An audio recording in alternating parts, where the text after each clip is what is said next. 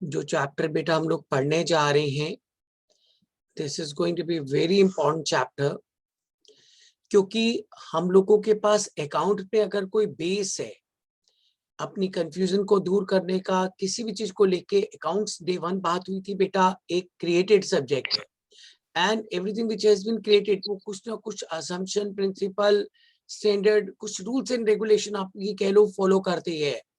Exactly the same is with the accounting. Accounting किन assumption पे चलता है आपने पढ़ लिया है, किन प्रिंसिपल को फॉलो करते हैं वो आपने पढ़ लिया है, लेकिन लेकिन जो असम्पशन और प्रिंसिपल्स हमें लगता है कि सबको फॉलो करने चाहिए, स्ट्रिक्टली सबको फॉलो करने चाहिए, हम उन रूल्स एंड रेगुलेशन को कन्वर्ट करते जाते हैं स्टैंडर्ड्स में, क्योंकि स्टैंडर्ड धीरे धीरे फिर हम मैंडेटरी करते जाते हैं। असम्पशन प्रिंसिपल फॉलो करना या नहीं करना फिर भी आपके हाथ में होता है, बट जब हम वो चीज स्टैंडर्ड की फॉर्म में लेके आ जाते हैं तो इट बिकम्स ऑलमोस्ट मैंडेटरी। अभी आप पढ़ोगे, क्योंकि अकाउंटिंग स्टैंडर्ड आज भी कॉर्पोरेट बॉडीज के लिए बेटा कंपलसरी है। दिस इज कंपल्शन बेटा, ये पूरी एक कंपल्शन है हमारे लिए, सबके लिए बेटा। अनडाउटली ये एक कंपल्शन बन चुकी है कॉर्पोरेट बॉडीज के लिए कि अकाउंटिंग स्टैंडर्ड तो आपको फॉलो करना ही है। ऐसा करने का एक सबसे बड़ा बेनिफिट क्या है, हम अकाउंट से एक बड़ी इंपॉर्टेंट चीज एक्सपेक्ट करते हैं कि हमारे अकाउंट दुनिया भर में कहीं भी ले जाए तो वो कंपेरेबल होने चाहिए। हम चाहते हैं कि हमारे अकाउंट्स की वर्किंग आप एक दूसरे के साथ कंपेयर कर सको, but you know one thing, कोई भी चीज कंपेरेबल तभी होती है ना जब वो सेम सेम बेटा प्रिंसिपल फॉलो करे, same technique of method of बेटा अकाउंटिंग, चाहे वो कैलकुलेशन है कुछ भी है, अगर वो सब चीजें बेटा असम्पशन प्रिंसिपल कोई एक फॉलो कर रहा है एक नहीं कर रहा है, कोई स्टॉक की वैल्यूएशन फीफो से कर रहा है तो कोई लीफो से कर रहा है, कोई डेप्रिसिएशन के लिए एसएलएम चार्ज कर रहा है तो कोई डब्ल्यूडीवी चार्ज कर रहा है, तो क्या आप उनके अकाउंट कंपेयर कर सकते हो? नो, नॉट एट ऑल, कभी भी नहीं बेटा। Now this is going to be very important. अगर ये सब चीजें पॉसिबल नहीं है इस तरह से, तो इसका मतलब कभी भी कहीं भी किसी के भी अकाउंट्स बेटा कंपेरेबल तो हो ही नहीं पाएंगे। So one of the best part to follow this accounting standard is it makes your accounts comparable. सिर्फ और सिर्फ सबसे स्ट्रॉन्ग एक ही concept, it makes your accounts comparable. And second most important benefit, कि जो स्टैंडर्ड हम बना रहे हैं बड़े सोच समझ के बना रहे हैं, इनमें जो चीजें हम आपको फॉलो करने के लिए कहते हैं, अगर आप उनके फॉलो करते हो सारे कॉन्सेप्ट बेटा जो स्टैंडर्ड में मेंशन है, तो वैसे भी अकाउंट का आपका स्टैंडर्ड बढ़ जाएगा। स्टैंडर्ड से याद रखना, इट इंप्रूव योर स्टैंडर्ड्स, आपके बिजनेस में अकाउंटिंग का स्टैंडर्ड भी इंप्रूव होगा। And one of the best part is आपके अकाउंट्स भी कंपेरेबल हो जाएंगे। This is going to be very important बेटा, ये बात सबको सबको बहुत अच्छी तरह से समझनी पड़ेगी। If you want to avoid these accounting standards, आपके अकाउंट्स का लेवल भी बेटा डाउन हो गया और आपके अकाउंट्स भी कभी भी किसी के साथ कंपेरेबल नहीं हो पाएंगे, क्योंकि हर इंसान अगर अपनी असम्पशन अपने प्रिंसिपल फॉलो करके चल रहा है, अपनी method of valuation method of calculation follow करके टेक्निक चल रहा है, तो कभी भी एक दूसरे के साथ आपके अकाउंट्स कंपेरेबल नहीं हो सकते हैं। मैं बच्चों को बेस्ट एग्जांपल देता हूं। आप 12th स्टैंडर्ड पास आउट करके आते हो, कोई अनडाउटली बेटा सीबीएसई बोर्ड से आया, कोई पंजाब बोर्ड से, कोई हरियाणा बोर्ड से, कोई यूपी बोर्ड से, कोई बिहार बोर्ड से, सब लोग अगर अलग अलग बोर्ड से बेटा एग्जाम क्लियर करके 12th स्टैंडर्ड के आते हैं, और अगर मान लो बेटा उन सब का बोर्ड का पैटर्न अलग है, बोर्ड का सिलेबस अलग अलग है, तो हम कभी भी मार्क्स के बेसिस पे देखो कभी ये नहीं कह सकते कि ये बच्चा इंटेलिजेंट है या नहीं है। किसी ने सिलेबस ही अलग पढ़ा हुआ है, किसी ने अलग पढ़ा हुआ है, किसी के एग्जाम का पैटर्न ही अलग है, किसी का अलग है, तो कैसे एक स्टूडेंट की नॉलेज को आप किसी दूसरे स्टूडेंट की नॉलेज से सिर्फ मार्क्स के बेसिस पे कंपेयर कर सकते हो? It is impossible. हाँ, अगर उन सब का कोई कॉमन एंट्रेंस टेस्ट होता तो हम फिर भी कह देते बेटा, if they have a common interest test तो we don't have any problem बेटा, फिर तो हम फिर भी कह सकते हैं कि सर इसीलिए जितने आज भी अच्छे कॉम्पिटिटिव एग्जाम्स हैं उन सबका ऑल इंडिया लेवल पे बेटा एक जैसा पैटर्न, एक जैसा पेपर, एक जैसे टाइम पे होता है। सब लोगों के लिए अब कहा जा रहा है, अब दिल्ली यूनिवर्सिटी में एडमिशन लेने के लिए कह रहे हैं ना कि कॉमन एंट्रेंस टेस्ट रखो बेटा, कि पहले वो बच्चा क्लियर करे, आप मेडिकल करना चाहते हो, इंजीनियरिंग करना चाहते हो, आप लोग एक कॉमन एंट्रेंस टेस्ट देते हो, क्योंकि हमें मार्क्स नहीं मैटर करते। मार्क्स तो हमें पता ही नहीं आप स्कूल लेवल तक कहाँ लेके आए। अब आपके स्कूल में जहाँ पेपर हुआ है वहां बहुत नकल चली, आपका सिलेबस भी कम था, नकल भी ज्यादा चली, आपके मार्क्स भी बहुत अच्छे आ गए, तो मार्क्स के बेसिस पे हम आपको एडमिशन दे दे, ये तो गलत हो जाते हैं। हाँ, अगर आप वो common entrance test exam clear करते हो, हम आपकी नॉलेज देखते हैं, फिर अगर हम ग्रुप डिस्कशन करें, आपके इंटरव्यू ले, तो जितने अच्छे कॉलेजेस हैं वो करते हैं नहीं सब बेटा, वो आज भी इंटरव्यू लेते हैं स्टूडेंट्स का, फिर उनसे बात करते हैं, उनका आईक्यू लेवल चेक करते हैं, जितने अच्छे कोर्स है, अब सीए है, सीएस है, सीएमए है, ये तीनों प्रोफेशनल बॉडीज पूरे ऑल इंडिया लेवल पे एक जैसा पेपर एक टाइम पे पेपर लेती है। अनडाउटली पूरे इंडिया में बच्चा कहीं भी बैठा हो वो सेम एग्जाम देगा, तो कम से कम हम ये तो कह सकते हैं कि हमने सबकी नॉलेज एक जैसी चेक की है। अब हम ये तो कह सकते हैं कि अगर इन बच्चों ने एग्जाम क्लियर किया हुआ है तो सबने एक ही लेवल का एग्जाम क्लियर किया हुआ है। तो अब कोई बच्चा कॉस्ट अकाउंटेंट है, कोई बच्चा चार्टेड अकाउंटेंट है, कोई बच्चा अगर कंपनी सेक्रेटरी है, तो वो इंडिया में कहीं भी एग्जाम देके आया है, अगर वो पास है, अगर हम उसके मार्क्स कंपेयर करते हैं, नॉलेज चेक करते हैं, तो कम से कम वो कंपेरेबल तो है। ट्राई टू अंडरस्टैंड, अगर एक बच्चा लेट से पंजाब से सीए कर रहा होता, एक दिल्ली से कर रहा होता, एक यूपी से, एक बिहार से, एक अरुणाचल प्रदेश से, और सब जगह अगर सीए का लेट से पेपर ही अलग अलग हो, सब कुछ वर्किंग ही अलग अलग हो, तो वो तो हम फिर से कंपेयर नहीं कर पाएंगे। तभी तो हम कहते हैं कि अभी तक जो आपने पढ़ाई की वो एकेडमिक थी बेटा, सबने अपने अपने तरीके से की, अपने अपने लेवल से की, किसी की नॉलेज किसी के साथ सिर्फ मार्क्स के, मैं तो मार्क्स पूछता ही नहीं, नेवर, नॉट एट ऑल। मैंने अपने 30-32 साल में कभी किसी स्टूडेंट से उसके मार्क्स नहीं पूछे। It doesn't matter for me. मैं कहता हूँ ना डे वन ही बेटा, आप लोगों को, आप लोगों ने बनना है तो मेरे लिए आज से दिन मैटर करता है। आज से अगर आपकी आंखें खुली हुई है, दिमाग खुला हुआ है, आज से आप मेहनत करने के लिए तैयार हो, तो मुझे कोई फर्क नहीं पड़ता। जब इंस्टीट्यूट ये कहता है कि it's a first stage foundation, यहां से शुरू हो रहा है दोबारा से, तो मैं बच्चे को बेटा उसके अंदर इंफीरियरिटी कॉम्प्लेक्स क्यों डालू कि आपके 12th में 40% मार्क्स है। मैंने तो 40% मार्क्स वाले स्टूडेंट को फर्स्ट अटेम्प्ट में बेटा यहाँ पे सीएसीए में बनते हुए देखा है, और मैंने तो 98-99% वालों को 5-5 बार फेल होते हुए देखा हुआ है। तो मैं कैसे कह दूं कि marks is a criteria, marks जज करेंगे, और वो भी 12th क्लास के मार्क्स बेटा, जो जैसे भी पढ़ ले, जैसे भी पढ़ाई कर ले, सिर्फ रट्टे मार के कर ले, तो उसके बेटा 12th में 99 मार्क्स आ जाते हैं अकाउंट्स में। लेकिन वही बच्चा 49 लेने के लिए तरस जाता है बेटा जब वो सी इंटर फाइनल में एग्जाम में पहुंचते हैं। तो एक फर्क है, और वो फर्क है कि अब आप कैसे पढ़ना चाहते हो, कितने आपके बेसिक स्ट्रांग है, सबको एक जैसा पढ़ाया जाए, सबके एग्जाम, सबको एक जैसा सिलेबस इनफैक्ट पढ़ाया जाए, फिर सबके एग्जाम एक ही टाइम पे एक ही जैसा क्वेश्चन पेपर पुटअप किया जाए, तो हम कम से कम कह तो सकते हैं कि इन बच्चों ने, सब लोगों ने एक जैसा एग्जाम क्लियर किया है।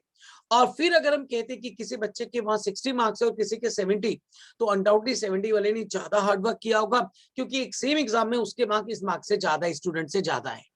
So this is what exactly the purpose, the target of these accounting standard is. आप दुनिया में कभी भी किसी के अकाउंट किसी के साथ कंपेयर ही नहीं कर पाओगे अगर सब लोग अपनी अपनी टेक्निक फॉलो करते जाएंगे, सब लोग अपनी अपनी अजम्पशन प्रिंसिपल फॉलो करते जाएंगे, और फिर वो अजम्पशन प्रिंसिपल भी कोई फॉलो कर रहा है, कोई फॉलो ही नहीं कर रहा। That again is the serious issue बेटा। इसीलिए हमें इंट्रोड्यूस करने पड़े अकाउंटिंग स्टैंडर्ड्स। अनडाउटली ये अकाउंटिंग स्टैंडर्ड्स हम लोगों ने फॉलो करने शुरू किए 1977 से इंटरनेशनल लेवल पे। तो लोगों ने बेटा, उन कंपनीज ने जो इंटरनेशनल अकाउंटिंग स्टैंडर्ड कमेटीज की मेंबर थे, उन लोगों ने तो बेटा 1973 से ही इन सब चीजों को फॉलो करना शुरू कर दिया। अब ये एक बड़ी इंपॉर्टेंट वर्किंग है कि जो अब आप पढ़ोगे बेटा, सब कुछ आप पढ़ोगे, सारी डेट पढ़ोगे, इंडिया में अकाउंटिंग स्टैंडर्ड पढ़ोगे, सब कुछ पढ़ोगे। अब अकाउंटिंग स्टैंडर्ड के बिना तो अकाउंट्स में कुछ भी नहीं है। Accounting standard is simple word में कहूं, is the blood of your body. अब इंसान में अगर ब्लड नहीं हो तो वो इंसान कैसे सरवाइव करेगा। अकाउंट्स में बेटा अकाउंटिंग करते हो तो अगर हम स्टैंडर्ड नहीं फॉलो कर रहे तो हमारे अकाउंट बेटा यूजलेस है। अगर हम स्टैंडर्ड फॉलो नहीं कर रहे हैं तो, if you are going to follow the accounting standard, then it has some importance, significance. But if you are not going to follow the standard, these accounts are useless for you. ये याद रखना बेटा, बिना standard follow किए अब account का कोई मतलब नहीं है, कोई कंपैरिजन नहीं। हम तो उस अकाउंटिंग का बेसिस जीरो मानते हैं जिनमें आपने स्टैंडर्ड फॉलो नहीं किए हुए। आज भी आप पढ़ोगे कि प्रोप्राइटरशिप या पार्टनरशिप फर्म के लिए स्टैंडर्ड फॉलो करना मैंडेटरी नहीं है, ऑब्लिगेटरी है। कॉर्पोरेट बॉडीज के लिए, कंपनीज के लिए मैंडेटरी है। वी नो इट बेटा। कि कॉर्पोरेट बॉडीज के लिए दीज आर मैंडेटरी, सिर्फ कॉर्पोरेट बॉडीज के लिए मैंडेटरी है, लेकिन स्टिल हम लोग ये मान के चलते हैं कि इवन जो प्रोप्राइटरशिप या पार्टनरशिप फर्म भी हैं उनके भी अकाउंट्स का लेवल तभी होगा जब वो कम से कम स्टैंडर्ड फॉलो करके चलेंगे। This is going to be very important बेटा। इसीलिए हम लोग बच्चों से एक्सपेक्ट करते हैं कि अकाउंटिंग स्टैंडर्ड आपने नहीं पढ़े तो आपने दुनिया में कोई अकाउंटिंग ही नहीं सीखी। सारी अकाउंटिंग जो आपने की बेटा किसी भी चैप्टर में की वो बेकार है अगर आप लोगों को अकाउंटिंग स्टैंडर्ड्स की नॉलेज नहीं है, अकाउंटिंग स्टैंडर्ड्स के एडॉप्शन के बारे में नहीं पता। अकाउंटिंग स्टैंडर्ड अब इतने डिटेल में पढ़ाए जाते हैं कि इवन सीए जैसी क्लास में भी हम बाफिकेट करके पढ़ाते हैं।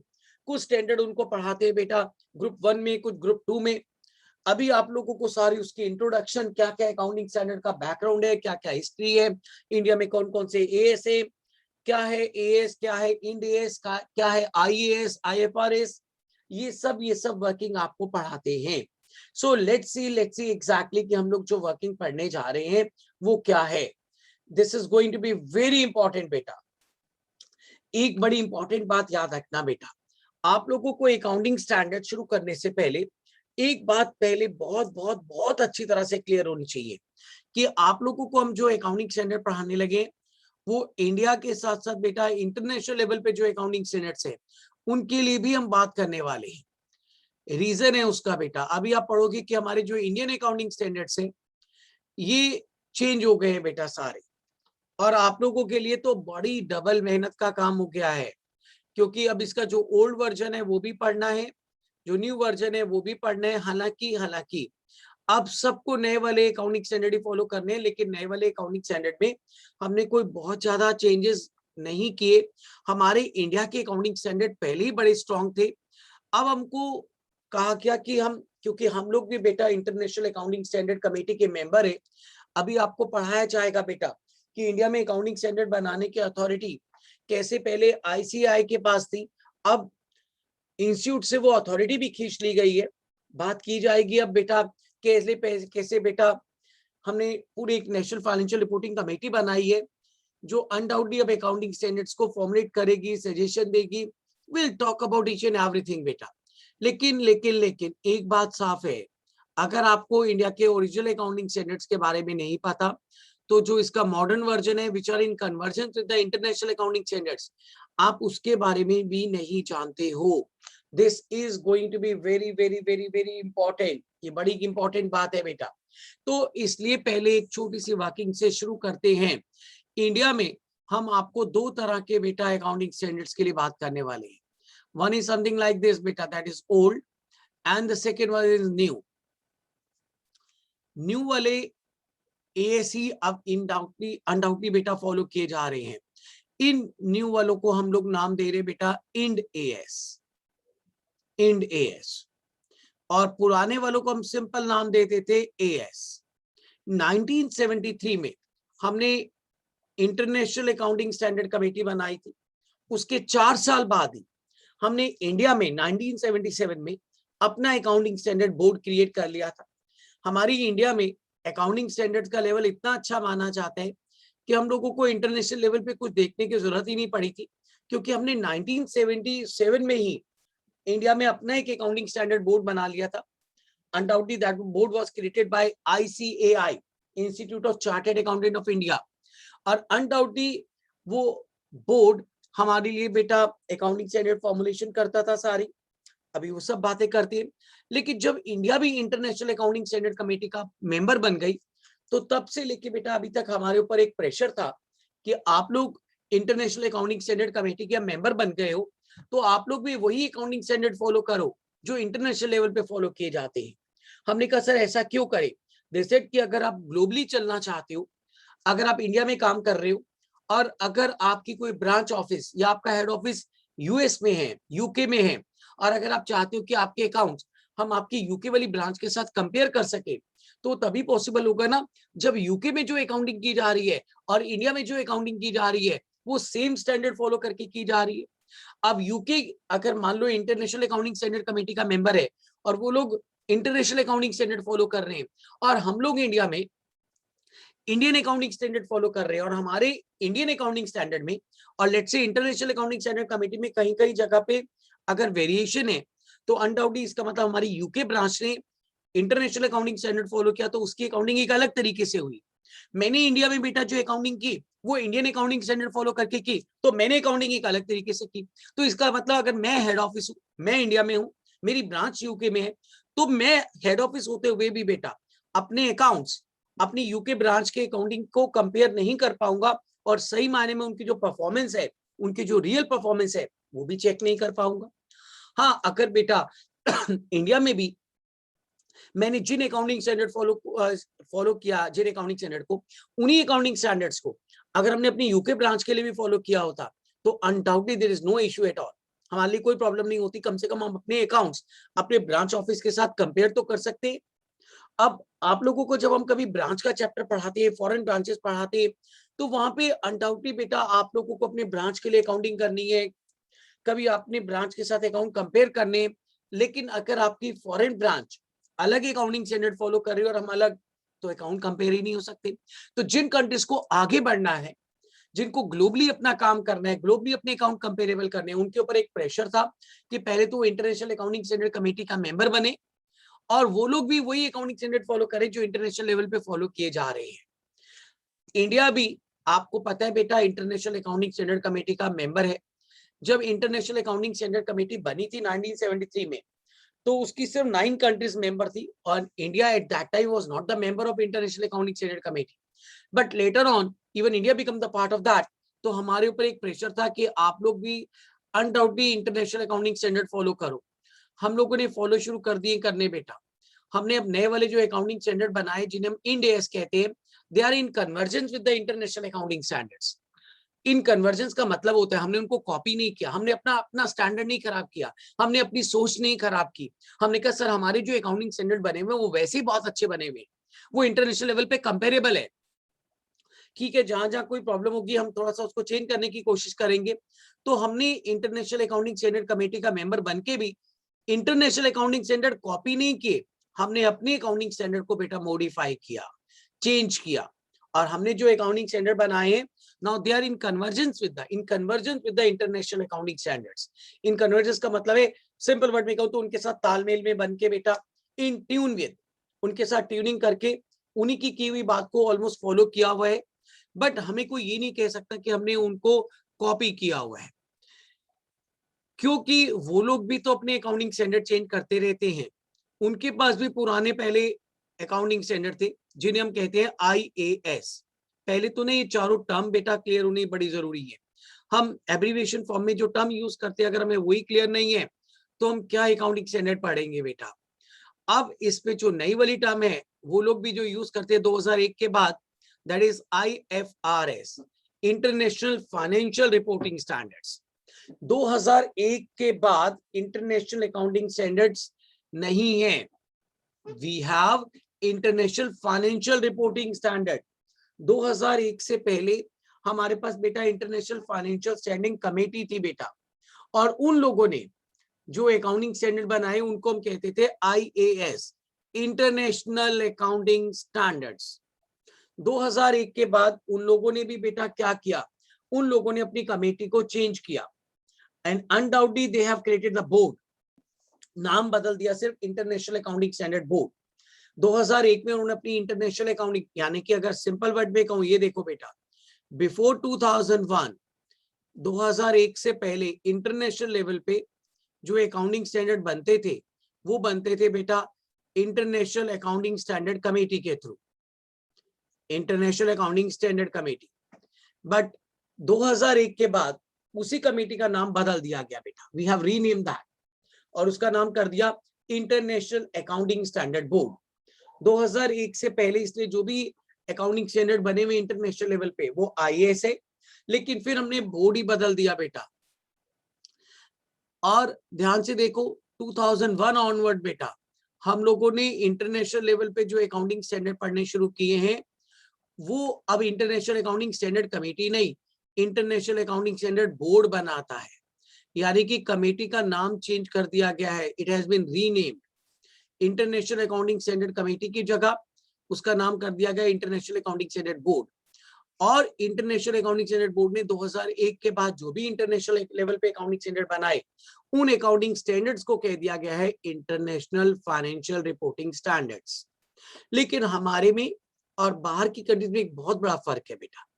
हम या तो पुरानी चीजों को इस्तेमाल करते रहते, मैं तो बच्चों को साफ कहता हूं बेटा, और जिस दिन गुस्सा आ जाता है उसको बिल्कुल ही बेटा बंद कर देते हैं। इंटरनेशनल लेवल पे वो लोग क्या करते हैं, ऐसा नहीं करते बेटा। अब उन्होंने भी अपनी एक कमेटी का नाम बदला और इंटरनेशनल अकाउंटिंग स्टैंडर्ड बोर्ड कर दिया, और उस बोर्ड ने जो अकाउंटिंग स्टैंडर्ड इशू किया उनको हमने नाम दिया इंटरनेशनल फाइनेंशियल रिपोर्टिंग स्टैंडर्ड्स। लेकिन वो आज भी IASP फॉलो करते हैं। सिर्फ जो नए बन रहे हैं उन्हें नाम दिया है इंटरनेशनल फाइनेंशियल रिपोर्टिंग स्टैंडर्ड्स। आज भी आप मेरे साथ बहुत सारे इंटरनेशनल अकाउंटिंग स्टैंडर्ड भी पढ़ोगे और IFRS भी पढ़ोगे बेटा, IFRS भी पढ़ोगे। अभी जब नंबरिंग शुरू होगी तो आपको बताया जाएगा कि कैसे हम IAS आपको पढ़ाएंगे, IAS 1 to 41, फिर इनमें से बताएंगे कौन कौन से अब डिलीट हो चुके हैं, कौन कौन से रह गए हैं। तो हमने देखो उनकी नंबरिंग में उनकी कोडिंग भी कितनी सिस्टमैटिक रखी। IFRS जो पढ़ाएंगे बेटा, लेट्स से जितने भी नए वाले बनेंगे 2001 के बाद जो इंटरनेशनल लेवल पे आए, उनको इंटरनेशनल फाइनेंशियल रिपोर्टिंग स्टैंडर्ड का नाम देंगे और वो 101 से शुरू करेंगे बेटा। मतलब उसकी जो काउंटिंग थी वो भी हमने 100 ऑनवर्ड शुरू की बेटा। 101 से लेके 115, 116 तक जो भी बेटा हम आपको अकाउंटिंग स्टैंडर्ड पढ़ाएंगे, जो 2001 के बाद बने होंगे उनको हम नाम देंगे इंटरनेशनल फाइनेंशियल रिपोर्टिंग स्टैंडर्ड्स। यानी कि उससे पहले जो बने उन्हें नाम दिया IAS, और जो नए वाले बने उनको नाम दिया IFRS, international financial reporting standards, जिनकी काउंटिंग बेटा 101 ऑनवर्ड हमने शुरू की। Will talk about that. हम इन सब चीजों को बेटा आपको बताएंगे, पूरी वर्किंग करेंगे कि ये सब क्या है। लेकिन लेकिन लेकिन पहले अपनी इंडिया का भी तो कंसेप्ट पता हो। हमारी इंडिया में अनडाउटली बेटा 2015 से पहले सिर्फ और सिर्फ हम लोग AS फॉलो करते थे। बहुत टाइम से पेंडिंग थे हमारे इंड AS, लेकिन मिनिस्ट्री ऑफ कॉर्पोरेट अफेयर बेटा उसे एक्सेप्ट ही नहीं कर रहा था। अनडाउटली फिर हमने क्या किया, 1 अप्रैल 2015 से अनडाउटली बेटा MCA ने अप्रूवल दे दी कि आप नए वाले जो इंड AS आपने बना के तैयार किए हुए हैं, those Ind AS which are in convergence with the international accounting standard, जिसे हम नाम देते हैं अब इंड AS, वो आप फॉलो कर सकते हो। अभी बताया जाएगा कि ये भी 5 फेसेस में हम अपनी इंडिया में बेटा धीरे धीरे प्रेशर लेके आए। 5 फेसेस पढ़ाऊंगा बेटा कि 1 अप्रैल 2015 के बाद कैसे 1 साल तक 2015-2016 में ये फॉलो करना बेटा आपके लिए ऑप्शनल था। फेज 2 से ये कंपलसरी हो गया। फेज 2 में भी अभी हमने इनमें non banking finance companies, insurance companies, banking companies, इनको कवर नहीं किया था। बाकी लिस्टेड अनलिस्टेड कंपनीज को कवर किया था सब्जेक्ट टू सर्टेन कंडीशन। फिर बताऊंगा फेज 3 में उन्हीं कंपनीज के लिए हमने नेटवर्थ कम करके और कंपनीज को इस पे इंक्लूड कर लिया। फेज 4 में मैं बात करूंगा कैसे हमने बैंकिंग कंपनीज को, कैसे इंश्योरेंस कंपनीज को, कैसे नॉन बैंकिंग फाइनेंस कंपनीज को, इनको कवर कर लिया। वो सब हम फेज 4 में लेके आ गए। We have covered in the phase 4, उन सबको हम फेज 4 में लेके आ गए। दैट वाज वेरी इंपॉर्टेंट बेटा। और फिर फेज 5 में भी बात करूंगा कि बाकी बची हुई नॉन बैंकिंग फाइनेंस कंपनीज है, इंश्योरेंस कंपनीज या बैंकिंग कंपनीज, जिनकी अनडाउटली वर्थ और कम करके उनको भी इंक्लूड कर लिया गया। सिंपल वर्ड में बताऊं तो फेज 4 और phase 5 is basically for the banking, insurance, non banking finance companies. 2 और 3 बताया जाएगा बाकी कंपनीज के लिए। फेज 1 में तो बताया जाएगा सिर्फ अभी ऑब्लिगेटरी, ये सब बातें करेंगे। इसका मतलब 5 फेसेस में धीरे धीरे धीरे धीरे धीरे हमने इंड AS फॉलो करने शुरू कर दिए। लेकिन हमारे बच्चों के ऊपर प्रेशर क्यों है? क्योंकि जो पुराने वाले AS थे वो आज भी चल रहे हैं। अब हमारे ऊपर डबल डबल प्रेशर आ गया है हमारे लिए। वो आज भी अनडाउटली जो पुराने वाले AS थे वो चल रहे हैं, क्योंकि आज भी सारी कंपनीज के लिए मैंडेटरी नहीं हुआ है कि नए वाले AS फॉलो करने हैं। यानी कि अब बच्चों को AS भी पढ़ने पड़ेंगे। अभी बात करेंगे AS 1 से आप शुरू करोगे, AS 29 तक जाओगे। कौन कौन से AS बेटा आपके बीच में कट गए, नहीं पढ़ने हैं, कौन कौन से AS आपको पढ़ने हैं। लेकिन प्रॉब्लम ये होगी कि जो एएस पढ़ेगा उसको साथ साथ इंड एएस भी फॉलो करने हैं और कंपैरेटिव फॉर्म में पढ़ने होते हैं कि एएस 1 की जगह कौन सा इंड एएस आ गया, इंड एएस। अगर मैं कभी कहता हूँ एएस तो वो पुराने वाले एएस है, अगर मैं कह रहा हूँ इंड एएस तो दैट मींस वो न्यू वाले हैं इन conversion with the international accounting standards. फिर हम अनडाउटली बेटा ये भी पढ़ाएंगे आपको कि जो इंड एएस हैं जो आप पढ़ोगे वो जो आईएएस बेस्ड होंगे, हमने भी अपनी नंबरिंग बिल्कुल वैसे ही रखी है, और जो आईएफआरएस बेस्ड होंगे, क्योंकि इंटरनेशनल लेवल पे आज भी दोनों चल रहे हैं बेटा, आईएएस भी और आईएफआरएस भी।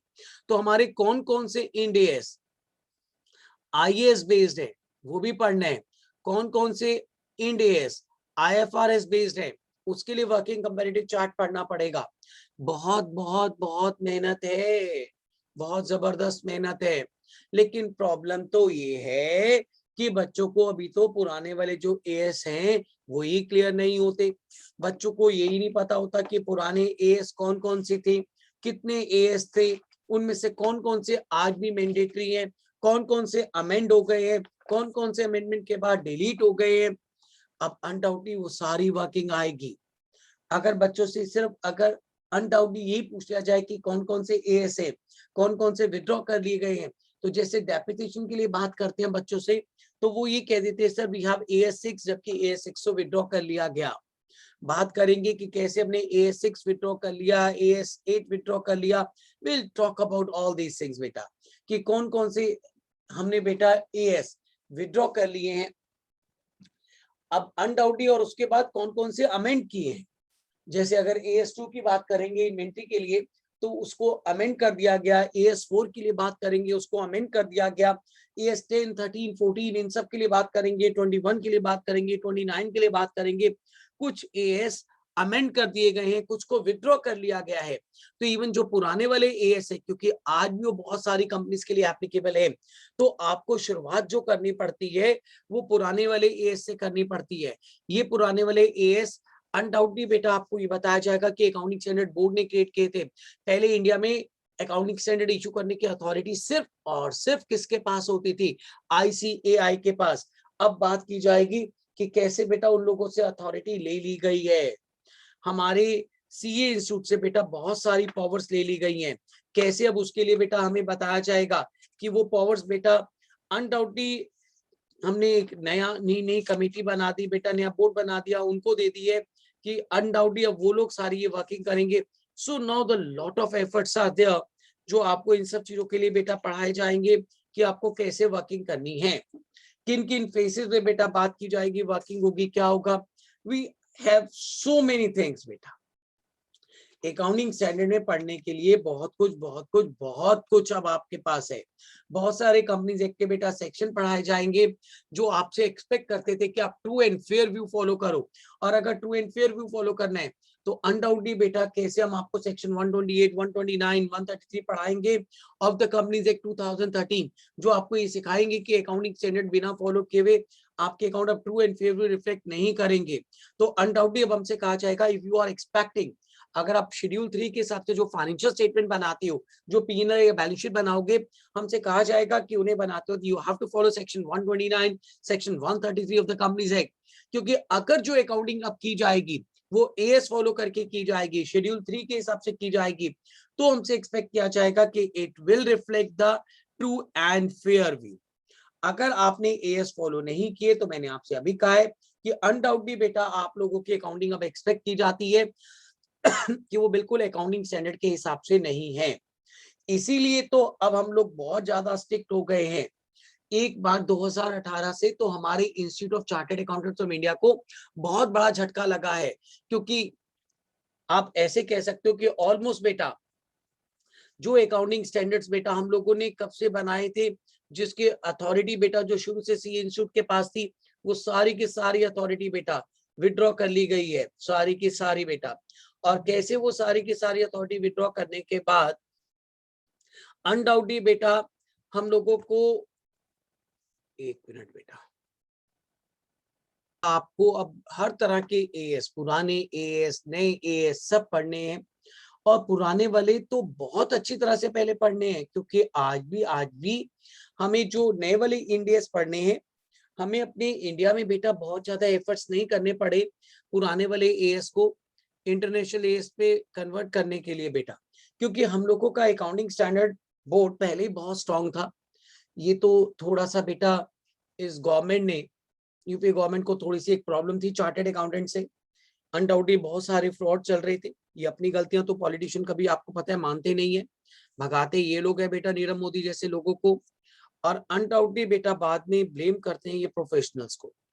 ये कहते हैं कि सीए इंस्टीट्यूट ने जो अपनी अकाउंटिंग की स्टैंडर्ड बनाई, मतलब हमारे स्टैंडर्ड बनाने का क्या मतलब रह जाता है कि अगर जिस बैंक से बेटा विजय माल्या ने या नीरव मोदी ने लोन लिया, उनकी अकाउंटिंग तो एज पर अकाउंटिंग स्टैंडर्ड ही थी, लेकिन अगर अनडाउटली फ्रॉड करने और आप उसे इग्नोर करके फिर भी लोन देते जा रहे हो, अनडाउटली बिना सिक्योरिटी के आप लोन प्रोवाइड कर रहे हो, तो उसमें किसी भी तरह से फिर सीए इंस्टीट्यूट क्या कर लेगा, वो अपनी रिपोर्टिंग कर लेंगे।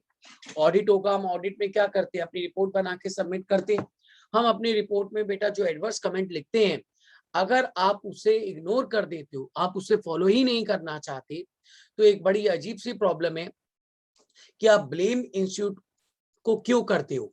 हमें कहा गया कि पीएनबी का फ्रॉड हो गया, नीरव मोदी का फ्रॉड हो गया, मेहुल चोकसी का फ्रॉड हो गया, विजय माल्या का फ्रॉड हो गया, तो इसके लिए क्या आईसीआई रिस्पॉन्सिबल है? वो लोग तो जितने भी चार्टर्ड अकाउंटेंट है उन लोगों को तो बेटा अनडाउटली जो अकाउंटिंग करनी होती है वो एज पर अकाउंटिंग स्टैंडर्ड करनी होती है।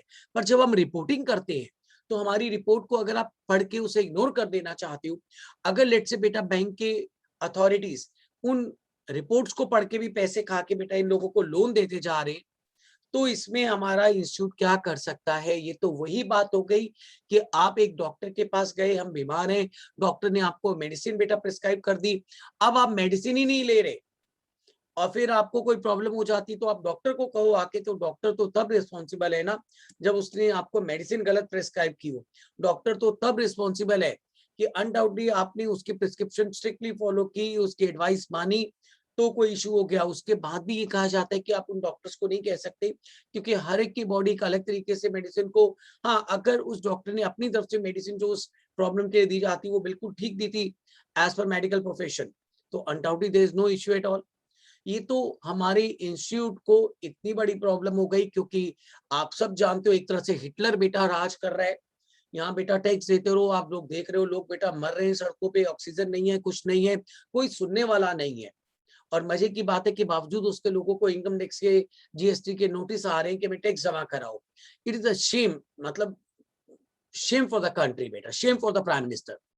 अगर इसीलिए कहा जाता है कि जिन लोगों के बेटा अपने घर बार नहीं है, पेरेंट्स नहीं है, बीवी बच्चे नहीं है, उनको किसी के साथ कोई फीलिंग हो ही नहीं सकती।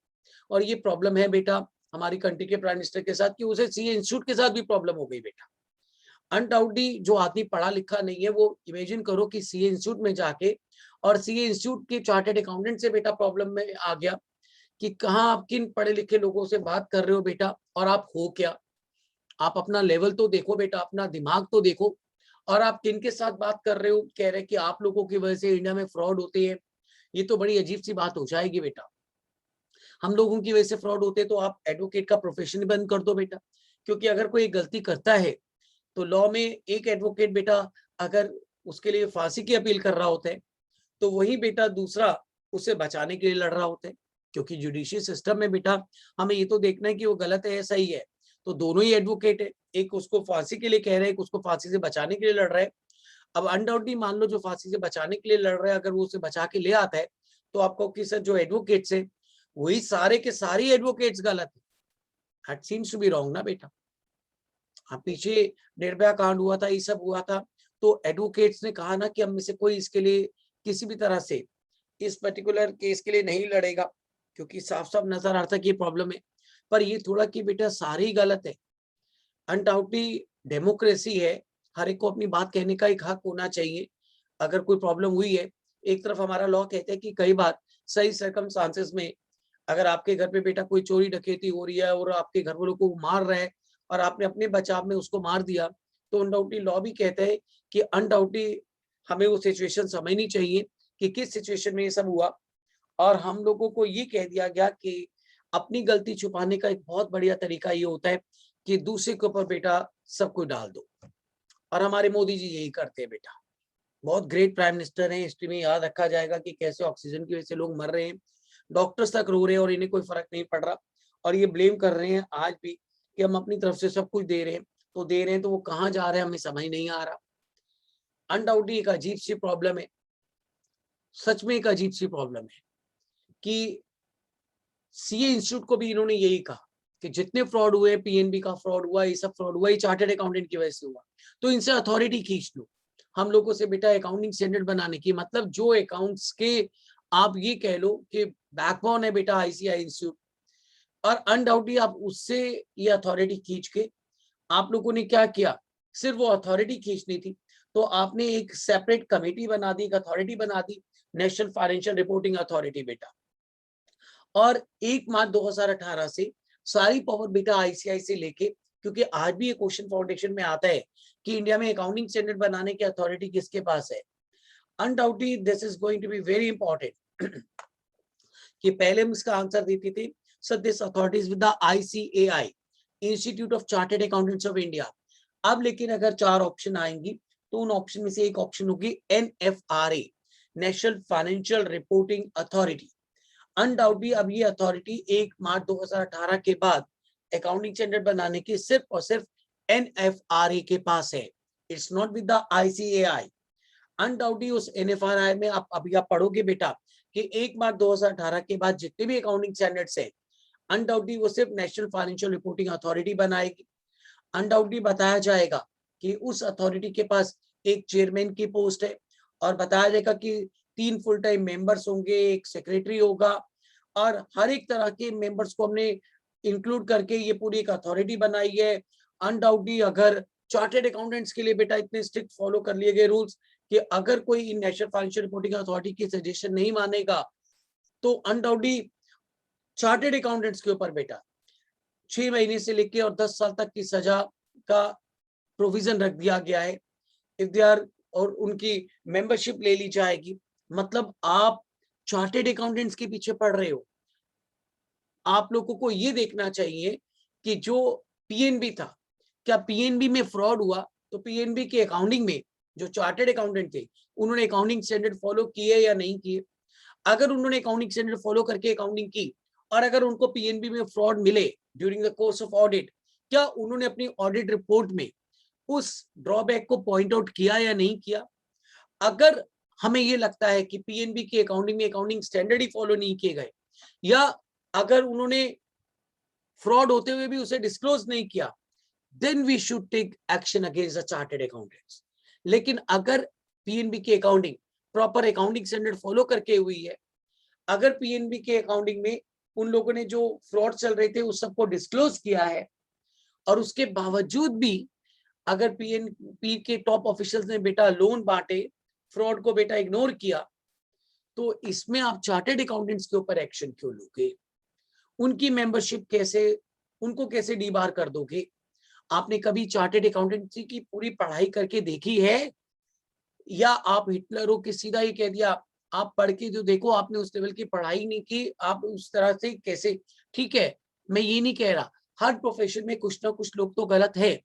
अब मेडिकल के प्रोफेशन में अगर इस वक्त कुछ लोग बेटा डॉक्टर्स कोविड से लड़ रहे हैं, लोगों को बचा रहे हैं, तो कुछ लोग नो डाउट मैं मानता हूँ इस वक्त मौके का फायदा भी उठा रहे हैं। बट अब सारे मौके का फायदा उठा रहे ये कह दोगे और कल को डॉक्टर हाथ खड़े कर देंगे, तो अजीब सी प्रॉब्लम हो जाएगी कि क्या उस वक्त फिर मोदी जी आएंगे बेटा, जिनको खुद को कुछ नहीं पता बेटा, सिर्फ ड्रामेबाजी के अलावा कुछ नहीं आता। हो सकता है किसी हॉस्पिटल में जाए तो सिर्फ डॉक्टर का बेटा भेष धारण करके चले जाएंगे। वो तो ऐसा लगता है कि सिर्फ ड्रामा करना जानते हैं बेटा, ड्रेसेस चेंज करना जानते हैं, उससे ज्यादा कुछ नहीं बेटा। उनको लोगों की एक लूप होल पता लग गया कि हमारे इंडिया में 90% लोग इलिटरेट है, पढ़े लिखे नहीं है, इनसे 2 अच्छी बातें कर ली जाए, ये आपको अपना गुरु मान लेते हैं, तो इनसे 2 अच्छे गलत प्रॉमिस कर दो कि आपके अकाउंट में 15-15 लाख आएंगे, हम सारी ब्लैक मनी पकड़ के लाएंगे, अनडाउटली ये सब लोग खुश हो जाएंगे। इनके लिए राम मंदिर बनवा दो और अनडाउटली बेटा वहां मूर्तियां लगा दो, हॉस्पिटल नहीं है, ऑक्सीजन नहीं है, कोई बात नहीं, खुश हो जाएंगे। तो बेवकूफ और अनपढ़ लोग ही बेटा ऐसा राम मंदिर देख के खुश होते हैं, और ऐसे सरदार पटेल की मूर्ति देख के खुश होते हैं। जिनके घरों में प्रॉब्लम हो रही है उनसे पूछो बेटा कि उनको इस वक्त हॉस्पिटल चाहिए या मंदिर चाहिए। एक अजीब सी प्रॉब्लम है, एक डॉक्टर चाहिए या सरदार पटेल की मूर्ति चाहिए। तो एक गवार इंसान दुनिया को बेटा गवार तरफ ये लेके जाता है। अकाउंटिंग स्टैंडर्ड्स एक बहुत इंपॉर्टेंट वर्किंग है और आईसीआई से ज्यादा कोई स्ट्रॉन्ग बॉडी नहीं हो सकती बेटा इसको प्रॉपर, इसीलिए आज भी कंट्रोवर्सी चल रही है और आईसीआई ये पावर्स वापस लेना चाहती है और ठीक भी है बेटा, क्योंकि आप अकाउंटिंग स्टैंडर्ड बनाने की अथॉरिटी भी ऐसी एक अथॉरिटी को दे दो जिनमें इतने लोग बेटा प्रोफेशनली उस फील्ड से रिलेटेड नहीं है, लेकिन सिर्फ आप अपनी जिदबाजी के पीछे अपनी पावर्स खींच के किसी और को देते जाओ तो that seems to be wrong. लेकिन फिर भी अगर आज हमसे ये पूछा जाए कि अनडाउटली बेटा इंडिया में अकाउंटिंग स्टैंडर्ड बनाने की अथॉरिटी किसके पास है, तो अब वो आईसीआई के पास नहीं है। This authority is with the national financial reporting authority. Undoubtedly अभी बढ़ाया जाएगा कि national financial reporting authority 1 March 2018 के बाद इंडिया में सारे अकाउंटिंग स्टैंडर्ड बनाएगी। अनडाउटली आपको अभी सारी पनिशमेंट और पेनल्टीज बताई जाएंगी कि अगर कोई भी प्रोफेशनल बेटा एनएफआर की जो भी सजेशन होगी उसे नहीं फॉलो करेगा तो कैसे उसके लिए बेटा पनिशमेंट और पेनल्टीज हैं। Will talk about each and everything बेटा। लेकिन एक बात पता लग जानी चाहिए कि 1 मार्च 2018 से पहले जितने भी अकाउंटिंग स्टैंडर्ड बने they have been created by accounting standard board, but 1 March 2018 के बाद जो अकाउंटिंग स्टैंडर्ड बनेंगे वो सारे के सारे बेटा NFRA national financial reporting authority बनाएगी। हाँ, अभी तक वैसे जितने भी अकाउंटिंग स्टैंडर्ड इंडिया में बने हुए हैं वो सब पुराने चल रहे बेटा, ASB के बनाए हुए हैं। And let's talk about those AS। उनके लिए पहले बात करते हैं कि वो सब क्या है। This is going to be very important बेटा। अब जरा ध्यान से सुनो कि जो आपके AS है इंडिया में वो कौन कौन से AS है, क्या क्या वर्किंग है। आप लोगों को शायद अब पहले मैं इसी एब्रिविएशन फॉर्म में पढ़ाऊंगा बेटा। If I am going to write down AS तो I am talking about India के पुराने वाले AS अलग टर्म है, इंड AS अलग टर्म है, IAS अलग है, IFRS अलग है। This is going to be very important बेटा। IFRS वर्ड यूज किया जाएगा तो इंटरनेशनल लेवल पे जो इंटरनेशनल अकाउंटिंग स्टैंडर्ड बोर्ड ने 2001 के बाद अकाउंटिंग स्टैंडर्ड बनाए वो है। IAS बात करूंगा तो 2001 से पहले इंटरनेशनल लेवल पे जो अकाउंटिंग स्टैंडर्ड कमेटी ने अकाउंटिंग स्टैंडर्ड बनाए थे वो है। इंड AS वर्ड यूज करूंगा तो इंडिया में अब जो नए वाले अकाउंटिंग स्टैंडर्ड है जिसको हम पढ़ेंगे 5 अलग अलग फेसेस से हमने कैसे इंट्रोड्यूस किया है उसकी बात है। और अगर मैं बात कर रहा हूँ खाली AS तो इसका मतलब मैं इंडिया में यूज होने वाले जो पुराने अकाउंटिंग स्टैंडर्ड्स हैं उनके लिए बात करने जा रहा हूँ। That is mean by AS accounting standards. क्या बता सकते हो बेटा जो पुराने वाले अकाउंटिंग स्टैंडर्ड्स हैं, क्योंकि वो तो शायद आप 11 स्टैंडर्ड से उनके बारे में और कुछ नहीं तो वर्किंग तो जानते होगे कि कितने अकाउंटिंग स्टैंडर्ड्स हैं। क्या बता सकते हो इंडिया में बेटा पुराने वाले कितने अकाउंटिंग स्टैंडर्ड्स हैं बेटा? यस, एनीवन बेटा? 27 इफेक्टिव हैं। कितने इफेक्टिव हैं? 27 आउट ऑफ, पहले टोटल तो बताओ। 29 sir. Out of 29। Yes sir. 29 और 32? 32 थे बट पहले 3 चले गए थे। कौन से 3 चले गए थे? 30, 31, 32। क्यों चले गए थे? ये नहीं याद क्यों चले गए? सर, ये नहीं पता क्यों चले गए। अच्छा हाँ, एक सेकेंड, नहीं पता सर। क्योंकि वो जब इंट्रोड्यूस किए गए थे तो अभी मैंडेटरी नहीं थे, ऑब्लिगेटरी थे। इससे पहले कि उसको मैंडेटरी किया जाता हमें लगा उसकी इंपॉर्टेंस नहीं है इसलिए वो चले गए। इसलिए आज भी 30, 31, 32 के बारे में बहुत से लोगों को नहीं पता है, क्योंकि जब वो आए थे जब तक वो रहे उन्हें फॉलो करना बेटा ऑब्लिगेटरी था। और अनडाउटली इससे पहले कि वो बेटा कंपल्सरी हो पाते उसको डिलीट ही कर दिया गया बेटा। इसलिए इट इज लाइक दिस बेटा। तो वो वर्किंग अब चेंज हो गई है। ठीक है सर।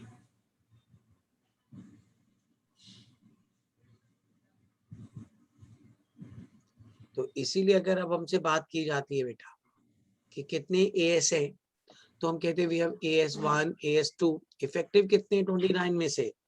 27। कौन कौन से हट गए हैं? 6 और 8। क्या ये बात सबको मालूम है? हाँ सर। No sir. जिन लोगों को नहीं भी मालूम है बेटा, जो फर्स्ट टाइम सुन रहे हैं, बिल्कुल डरने की जरूरत नहीं है।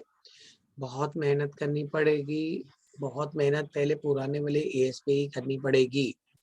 Unless until we are clear with the AS, हम इंड एएस वगैरह के लिए तो बात भी नहीं कर सकते हैं।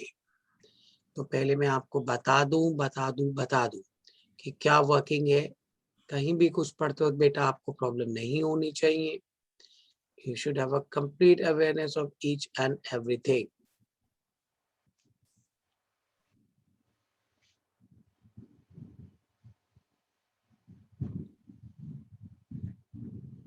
ये देखो बेटा, अब ये कहा जाएगा यहाँ तक है, एक्चुअली थे 32 तक।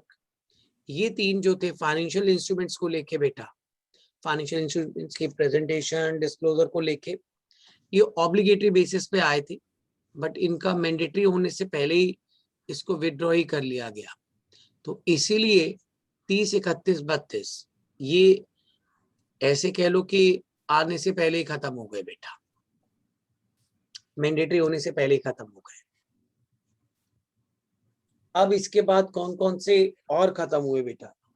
अकाउंटिंग स्टैंडर्ड 8 सबसे पहले इनमें से खत्म हुआ था, क्योंकि इसकी जगह हमने रिप्लेस करके कौन सा एएस बना दिया था बेटा?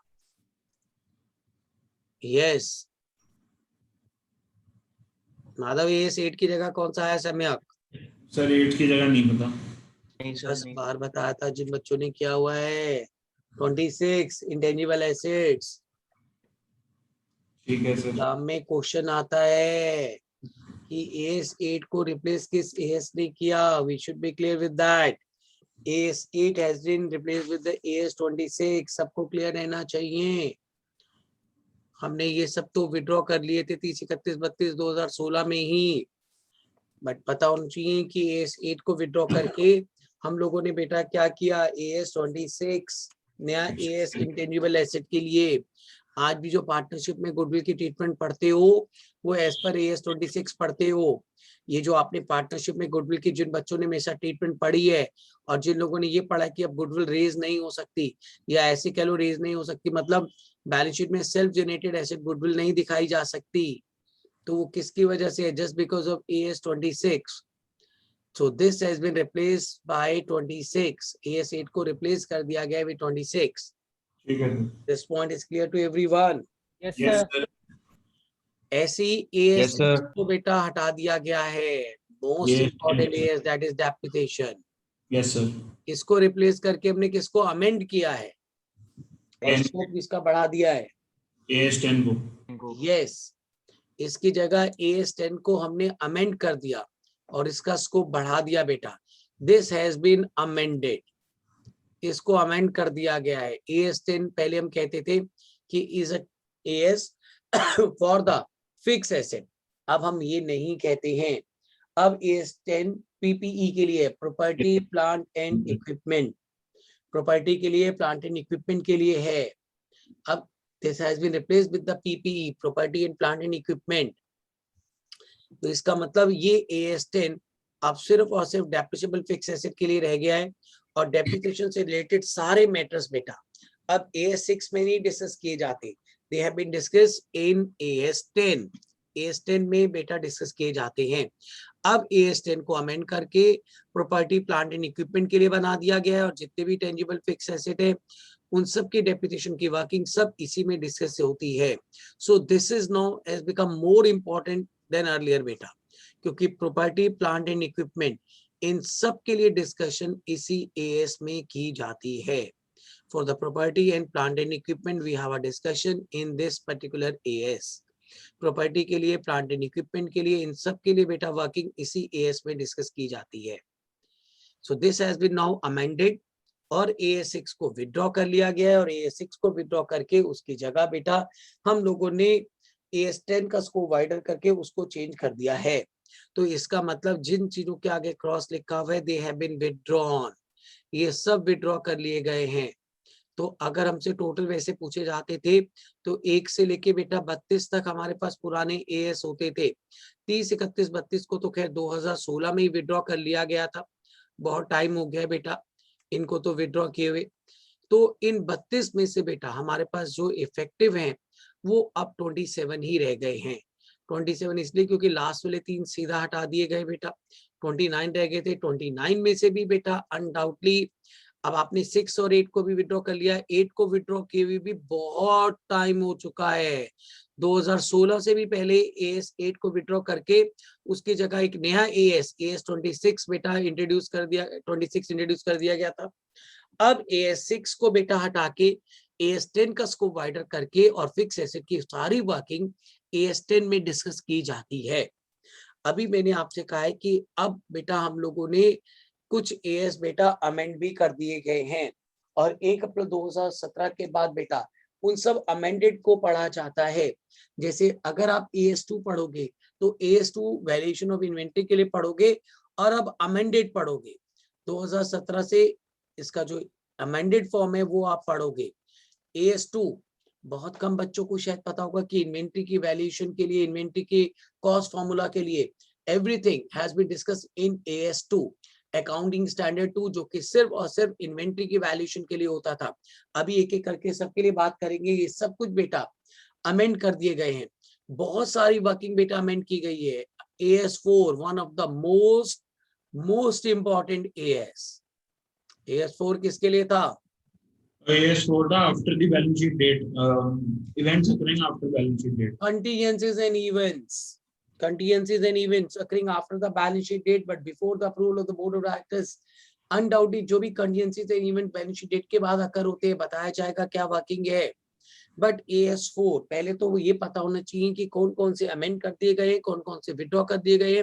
तो पुराने 32 AS में से बेटा 5 विड्रॉ कर लिए गए, इफेक्टिव 27 रह गए। जो 27 रह गए उनमें से बेटा AS2 को अमेंड कर दिया गया है, AS4 को अमेंड कर दिया गया है, AS10 को अमेंड कर दिया गया है, आपके सामने भी लिखा हुआ है। AS13 जो इन्वेस्टमेंट के लिए पढ़ोगे बेटा इसको भी अमेंड कर दिया गया है। Even this has been amended. AS13 को भी अमेंड कर दिया गया है, AS14 को अमेंड कर दिया गया है। ये सारे के सारे बेटा AS14 बहुत इंपॉर्टेंट था जब हम कंपनीज का अमलगामेशन पढ़ते हैं, अकाउंटिंग फॉर अमलगामेशन बेटा अभी बताया जाएगा। बच्चों को याद रखने की जरूरत नहीं पड़ेगी, ये मेरा प्रॉमिस है। जिन बच्चों ने कभी मेरे साथ पढ़ा हुआ है उनको बेटा मैं इतनी बढ़िया वर्किंग देता हूँ कि क्लास के अंदर बैठे हुए बेटा एक एक AS किस चीज के लिए वो क्लियर हो जाता है बहुत अच्छी तरह से। और जब तक पुराने नहीं क्लियर होंगे नए वाले पढ़ने का तो कोई फायदा ही नहीं होगा, ये याद रखना बेटा। तो कौन कौन से AS बेटा अब रिवाइज हो गए, अमेंड हो गए वो पता होने चाहिए। जब आप कभी मेरे साथ कंसोलिडेटेड फाइनेंशियल स्टेटमेंट्स पढ़ोगे तो आपको पढ़ाया जाएगा कि इसको भी अमेंड कर दिया गया है। सबसे इंपॉर्टेंट AS होता है AS29।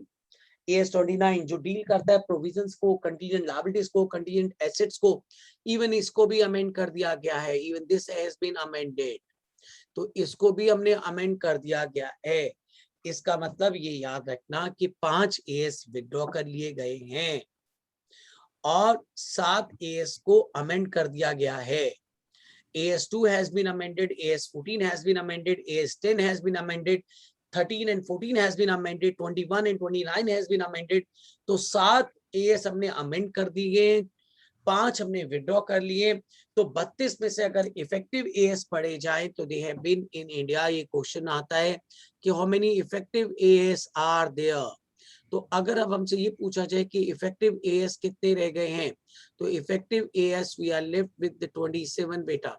टोटल इफेक्टिव हमारे पास AS 27 रह गए हैं।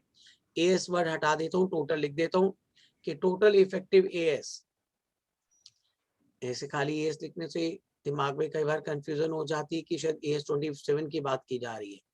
तो टोटल अब इफेक्टिव जो रह गए हैं they are 27 AS। Is this point is clear to every one of you? Yes sir. एक एक करके बात करेंगे कि सर कौन सा AS किस चीज के पढ़ना है क्या नहीं है। We'll talk about each and everything। अभी तो बड़ी इंपॉर्टेंट काम एक और करना पड़ेगा आप लोगों को। इन AS की जगह जो नए वाले AS आ गए बेटा उनको इंड AS के साथ कंपेयर करके देखना पड़ेगा। कौन कौन से AS की जगह नया इंड AS आ गया है वो पढ़ना पड़ेगा। That is going to be one of the best part now बेटा, कि किस AS की जगह नया इंड AS आया है और इस इंड AS में बेटा क्या क्या चेंजेस आए हैं। और जरूरी नहीं कि बेटा हर एएस के लिए नए इंडेस में बेटा पूरी डिटेल में वर्किंग पढ़ोगे, देखेंगे बेटा कि किन एएस के लिए इंडेस से आए, किन को हटा दिया गया। नए वाले इंडेस में भी बेटा बहुत सारी वर्किंग पढ़ोगे बेटा। ये सब कुछ बेटा भाई आप धीरे धीरे करके बहुत डिटेल में पढ़ने वाले हो। Is this point is clear? पहले तो ये पता होना चाहिए इसलिए कि किस चीज के लिए हमारे पास क्या वर्किंग है, कैसे पढ़ना है, कैसे चलना है, पहले वो क्लियर होना चाहिए। और एक बात मैं आपको पहले ही साथ साथ बता रहा हूँ, थोड़े से एक बता दूं, फिर साथ साथ इंडेस के लिए वर्किंग शुरू करेंगे। लेकिन पहले तो मैं देखता हूँ कि बहुत से बच्चों को एएस के बारे में क्या लिखा हुआ है, ये तो अलग बात है बेटा, यही नहीं पता कि किस चीज के लिए कौन कौन से एएस हैं। तो नए वालों के लिए हम क्या डिस्कशन करेंगे, क्योंकि आज भी अभी आप पढ़ोगे कि जिन कंपनीज की बेटा वर्थ, नेट वर्थ बताई जाएगी, कैसे नेटवर्थ 3 सालों की देखी जाएगी, नेटवर्थ का मतलब क्या होगा। लेकिन आज भी आप एक बात पढ़ोगे कि चाहे वो लिस्टेड है, अनलिस्टेड कंपनीज है, लिस्टेड कंपनीज के लिए तो फिर भी छोड़ दिया जाए, अनलिस्टेड कंपनी जिनकी बात की जाएगी, जिनकी नेटवर्थ 250 करोड़ से कम है, आज भी बात की जाएगी नॉन बैंकिंग फाइनेंस कंपनी जिनकी नेटवर्थ बेटा 250 करोड़ से कम है, उनके लिए आज भी हमारे पास बेटा पुराने वाले अकाउंटिंग स्टैंडर्ड्स हैं। तो ऐसा नहीं है कि सिर्फ इंड एएस आ गए हैं तो हमने पुराने एएस बंद कर दिए। हाँ, जिन कंपनीज की नेटवर्थ ये जरूर पढ़ोगे कि अब 250 करोड़ से ऊपर हो चुकी है, उनके लिए जरूर बात की जाएगी, या जितनी भी इंडिया में लिस्टेड कंपनीज हैं उनके लिए जरूर बात की जाएगी कि उनके लिए हम लोगों के पास नए वाले बेटा इन एएस एप्लीकेबल हो गए हैं। तो मेरे पास दो बातें हैं, या तो बेटा मैं पहले आपको जो एएस है वो पढ़ाना शुरू करूं, या किन 5 फेसेस में बेटा हमने आप लोगों के लिए नए इंडेस इंट्रोड्यूस कर दिए, पहले वो पढ़ाया जाए। क्योंकि एक बहुत जरूरी बात ये कि आपको ये पता होना चाहिए कि जो नए वाले इंडेस है, जो अब नए वाले इंडेस है, जितनी भी लिस्टेड कंपनीज है, कैसे उनके लिए बेटा वही वाले नए वाले इंडेस है, वो पुराने एएस अब नहीं फॉलो करती है। लेकिन पहले पता तो लगे कि सर वो 5 फेसेस कौन से हैं जिनमें हम धीरे धीरे लेके आए हैं। मैंने आपसे कहा है कि ये जो नए वाले इंडेस थे बहुत टाइम से तैयार पड़े थे, मिनिस्ट्री ऑफ कॉर्पोरेट अफेयर इनकी अप्रूवल नहीं दे रहा था। 2015 में मिनिस्ट्री ऑफ कॉर्पोरेट अफेयर ने बेटा इन नए वाले इंडेस को फॉलो करने के लिए हमें ऑथराइज कर दिया कि वी कैन फॉलो दिस। चलिए मैं थोड़ा सा आपको हिंट दे ही देता हूँ कि बेटा पहले वो जो नए वाले इंडेस है वो किन 5 फेसेस से एप्लीकेबल है, फिर पुराने वाले एएस के लिए भी बात करते जाएंगे क्योंकि हर चीज बड़ी इंपॉर्टेंट है। लेट्स डू वन थिंग, पहले तो ये वाला चार्ट क्लिक कर लो सारे के सारे। आपको पता हो कि आपने इंटरनेशनल लेवल पे क्या पढ़ना है, आपने इंडियन लेवल पे क्या पढ़ना है। एक एक वर्किंग, एक एक स्लाइड बेटा बात करेंगे कैसे आपके लिए इंपॉर्टेंट है, कैसे चलना है।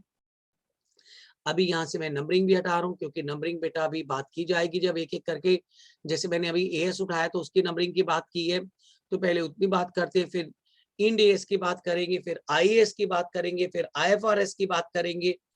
We'll talk about each and everything for this. ये क्लिक कर लिया सबने? Yes, sir. Yes, sir. Yes, sir. ये भी अब आपको दिमाग में रखना है कि पुराने इसमें से कौन से विड्रॉ कर लिए गए हैं, कौन से अमेंड कर दिए गए हैं। जो अमेंडेड है 1 अप्रैल 2017 से वो अमेंडेड ही एप्लीकेबल होंगे बेटा। तो इफेक्टिव अब टोटल 27 एएस रह गए हैं, AS 6, AS 8, 30, 31, 32, they all have been withdrawn.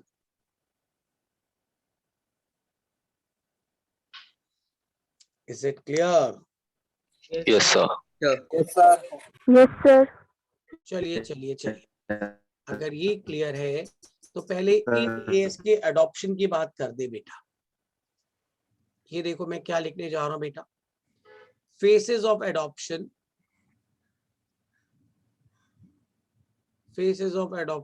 of IND AS। India में किन किन फेसेस में हमने इसको इंट्रोड्यूस किया है। Faces of adoption of IND AS, undoubtedly there are 5 phases.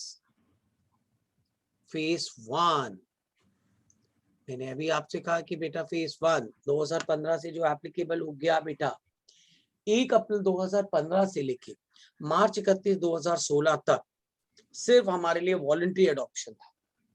हमने थोपा नहीं बेटा, हमने कहा इतने सालों से 1977 से हमारा अकाउंटिंग स्टैंडर्ड बोर्ड बना हुआ, तब से हम अकाउंटिंग स्टैंडर्ड पढ़ रहे हैं, जो चीज 1977 से चल रही हो, अचानक आप किसी साल उसे चेंज कर दो और कहो कि सारे के सारे वो नई वाली फॉलो करेंगे, तो ये पॉसिबल नहीं था। तो पहला साल हमने 2015-16 हमने अनडाउटली रखा, ये देखो बेटा, with effect from 1st April 2015 to March 31st 2016। 1 अप्रैल 2015 से मार्च 31 2016 with effect from April 1st 2015 to March 31st 16 it was on voluntary adoption बेटा। हमने कहा जिसको फॉलो करने कर लो, जिसको नहीं करना मत करना। बट वॉलंटरी एडॉप्शन की चॉइस शुरू हो गई थी 15-16 में। ये क्वेश्चन सारे एग्जाम में आते हैं क्योंकि अब एएस से ज्यादा इंपॉर्टेंट हो गए इंड एएस। तो वो इंड एएस किसको फॉलो करने हैं, किसको नहीं। तो पहले फेज में सब तरह की कंपनीज के लिए वॉलंटरी एडॉप्शन था। फिर हमने ये किसके लिए बाकी इंट्रोड्यूस किए बेटा 2016 से, other than banking in companies, insurance companies या नॉन बैंकिंग फाइनेंस कंपनीज, उनके लिए हमने वर्किंग दूसरे तरीके से शुरू की। उनके लिए हमारी जो वर्किंग थी वो हमने चेंज कर दी। उनके लिए हमारा जो कॉन्सेप्ट था वो बिल्कुल बदल गया। उनके लिए हमारी वर्किंग जो थी that was all the way different. Phase 2 में हमने क्या किया बेटा, अदर देन आप ये कह सकते हो बैंकिंग कंपनीज। अब इसको बनाने के बेटे मेरे पास दो तरीके हैं, ये देखो। फेज 1 वाज लाइक दिस, यहां ऐसे लिख रहा हूं बेटा, other than banking companies, insurance companies, and NBFC. What do you mean by NBFCs? Non-banking financial non-banking Yes बेटा, नॉन बैंकिंग फाइनेंस कंपनी, जितनी भी प्राइवेट फाइनेंस कंपनीज होती है बेटा, ये सब कुछ। तो बैंकिंग कंपनीज, इंश्योरेंस कंपनीज और नॉन बैंकिंग फाइनेंस कंपनीज बेटा, इनको हमने कवर नहीं किया। इनको कवर किया हमने बेटा फेज 4 और फेज 5 में। अभी समझ में आ जाएगा। इनके लिए तो सबसे धीरे धीरे बेटा हम लेके आए, बैंकिंग कंपनीज के लिए, इंश्योरेंस कंपनीज के लिए बेटा, या नॉन बैंकिंग फाइनेंस कंपनीज के लिए। And we are going to write down here non banking finance companies. तो इनके लिए हमारी वर्किंग अलग है बेटा, बाकी के लिए अलग है। लेट्स सी, यहाँ मैंने लिख दिया other than banking companies, insurance companies and non banking financial sectors बेटा, उन कंपनीज के लिए अलग। और यहाँ पे बैंकिंग, इंश्योरेंस एंड फाइनेंशियल। क्यों ऐसा कर रहा हूँ, आपके लिए समझना आसान हो जाएगा बेटा, दिमाग में रखना भी आसान हो जाएगा अगर आप इस तरह से चलते हो तो बेटा। चलिए बेटा, let's talk about other than banking companies, insurance companies and non banking finance companies. इनके लिए हमने दो फेसेस बनाए बेटा, फेज 2 एंड फेज 3। यानी कि फेज 2 और फेज 3 में हमने किसी भी बैंकिंग कंपनी, इंश्योरेंस कंपनी या नॉन बैंकिंग फाइनेंशियल सेक्टर को कवर नहीं किया, बाकी कंपनीज को कवर किया और इनके लिए मैंडेटरी कर दिया बेटा। वॉलंटरी एडॉप्शन के साथ साथ मैंडेटरी एडॉप्शन हो गया 2016 से। और किसके लिए बेटा, अनडाउटली 1 अप्रैल 16 से मार्च 31 17 हमने कहा कि जितनी भी लिस्टेड है या अनलिस्टेड कंपनीज है जिनकी नेट वर्थ 500 करोड़ या उससे ज्यादा है, यानी कि for all the listed as well as unlisted companies, listed companies है तो भी, अनलिस्टेड कंपनीज हैं तो भी, इन सब के लिए, but depending upon their net worth. Net worth अभी बताया जाएगा, नेटवर्थ का मीनिंग क्या है ये तक बताया जाएगा। This net worth you have to see for the last preceding 3 years, यानी कि जिस साल से एप्लीकेबल हुआ उससे पिछले साल बेटा, यानी कि 13, 14, 14, 15, 15, 16। क्योंकि फेज 2 कब से एप्लीकेबल हो गया था वो तो लिखा ही नहीं। With effect from 1 April 16 and this move up to March 31 17। तो इससे इमीडिएटली पिछले 3 साल की नेटवर्थ देखी गई, 13, 14, 14, 15, 15, 16। अभी बात की जाएगी सारी लिस्टेड और unlisted companies having a net worth of greater than और इक्वल टू 500 करोड़। अभी नेटवर्थ की मैं कहता हूँ बहुत कुछ पढ़ना होता है बेटा ये। सारी लिस्टेड और अनलिस्टेड कंपनीज जिनकी नेट वर्थ, जिनकी यानी कि नेट वर्थ बेस्ड था एडॉप्शन। अगर मान लो वो लिस्टेड कंपनी है या अनलिस्टेड कंपनी है, अगर उसकी नेटवर्थ 500 करोड़ या उससे ज्यादा थी, नेटवर्थ का मतलब बताऊंगा, नेटवर्थ कितने सालों की देखनी है वो भी बताऊंगा। अनडाउटली अगर वो 500 करोड़ या उससे ज्यादा निकल आई तो 16-17 से it becomes mandatory adoption. Voluntary तो खत्म हो गया, वॉलंटरी सिर्फ पहले साल के लिए था, उसके बाद सबके लिए बेटा बिल्कुल मैंडेटरी हो गया बेटा। So it is mandatory adoption बेटा फॉर ऑल ऑफ देम, इन सब के लिए बेटा मैंडेटरी एडॉप्शन आ गया।